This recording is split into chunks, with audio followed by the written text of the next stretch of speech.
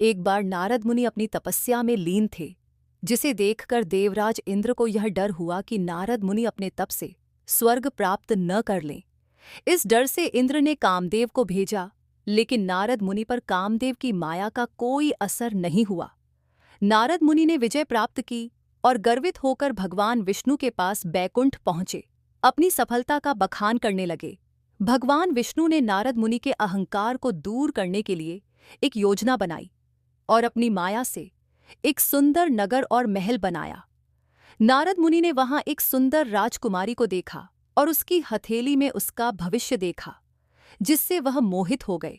नारद जी ने भगवान विष्णु से रूपवान बनने की प्रार्थना की और भगवान ने उनका रूप बदल दिया। जब नारद मुनि राजकुमारी के स्वयंवर में पहुंचे तो उन्हें यह देखकर झटका लगा कि राजकुमारी ने किसी और को वरमाला पहना दी। नारद जी ने जल में अपना चेहरा देखा और देखा कि उनका चेहरा बंदर जैसा था।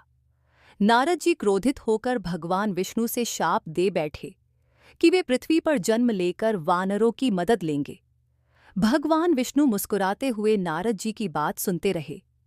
तभी राजकुमारी लक्ष्मी माता के रूप में समा गई और नारद मुनि को समझ में आया कि वह राजकुमारी स्वयं माता लक्ष्मी थीं और वह राजकुमार कोई और नहीं, स्वयं श्रीहरि विष्णु थे।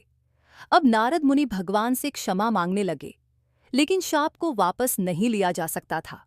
भगवान विष्णु ने नारद मुनि के शाप का सम्मान किया और श्रीराम के रूप में अवतार लिया। इस अवतार में श्रीराम को माता सीता से वियोग सहना पड़ा और वानर रूपी रुद्रावतार हनुमान जी ने संकट के समय उनका साथ दिया।